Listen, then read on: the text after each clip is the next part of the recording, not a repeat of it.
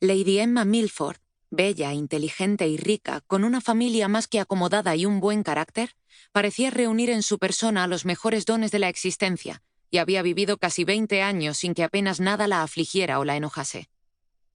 Eso era al menos lo que la mayoría de sus contemporáneos pensarían sobre aquella jovencita de cabello castaño y ojos verdes, hija del conde de Crampton, que se presentaba aquella noche en sociedad después de haberse perdido su primera temporada. Aquel parecía el destino de las jóvenes Milford, acudir tarde a su primera cita con la alta sociedad londinense. Su hermana Jane, felizmente casada con el marqués de Haworth, había hecho su debut 2 años después de lo esperado debido a la muerte de la madre de ambas. Ahora era el turno de Emma de acudir, también tarde, a aquella cita. En su caso, por motivos distintos. A decir verdad, a Emma no le habría importado postergar aquel acontecimiento por los siglos de los siglos, pues estaba muy lejos de su ánimo contraer matrimonio con nadie. Si había accedido, había sido únicamente para contentar a su padre y a su hermano mayor, Lucien, a quienes había prometido al menos una temporada antes de decantarse por la soltería, como era su deseo. Lucien, el pobre Lucien, que había sido el objeto de uno de los mayores escándalos que se recordaban. Un mes antes de su boda con Lady Clare, la hija del conde de Saybrook, su prometida se había fugado a Gretna Green con el secretario de su padre, y allí ambos se habían casado en secreto. Aquello había sucedido a finales de 1814, y Emma se negó a hacer su debut a la primavera siguiente, sabedora de que tanto ella como su hermano, que la acompañaría en la mayoría de las ocasiones, serían el centro de atención de cualquier evento al que acudiesen.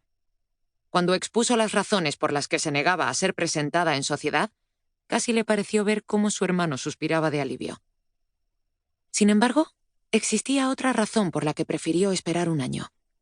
Una razón que no podía confiarle a nadie, ni siquiera a su hermana, que en ese momento la ayudaba a vestirse.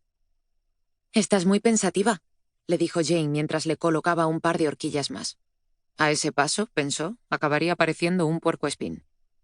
«Es que esto me parece una pérdida de tiempo. Emma, por favor. No entiendo por qué he de participar en esta pantomima. ¿Porque se lo has prometido a papá y a Lucien? Ah, sí, no sé en qué estaba pensando cuando lo hice. Sabes que ellos solo quieren que seas feliz». «¿Y no lo sería si me quedara soltera?», refunfuñó. «¿Nuestra tía te parece infeliz?». Emma aludía a Lady Ophelia Drummond, que se ocupaba de muchos de los asuntos de la familia desde la muerte de su prima Clementine Milford, la madre de Jane y Emma. «Te recuerdo que es viuda», comentó su hermana. «Bueno, estuvo casada tan poco tiempo que es casi lo mismo. ¿Crees que es una persona triste?». «No», sonrió Jane. «Más bien al contrario». «Y no necesita a ningún hombre para ser feliz», prosiguió Emma.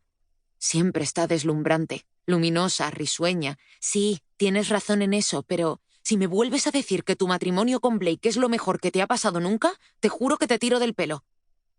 Jane soltó una risita. Era cierto que lo comentaba a menudo, y Emma se alegraba mucho por ella. Blake era un buen hombre, y ambos habían traído al mundo a su primera sobrina, Nora Clementine, a la que adoraba. Pero si volvía a escucharla mencionar lo feliz y dichosa que era en su matrimonio, no respondía de sus actos. Jane había tenido suerte, eso era todo. Ella no. Y tampoco Lucien. Tal vez el cupo de fortuna de los Milford ya se había cumplido, porque su hermano Nathan había sobrevivido a la guerra contra los Estados Unidos de una pieza, y eso valía más que cualquier matrimonio, por muy dichoso que éste pudiera ser.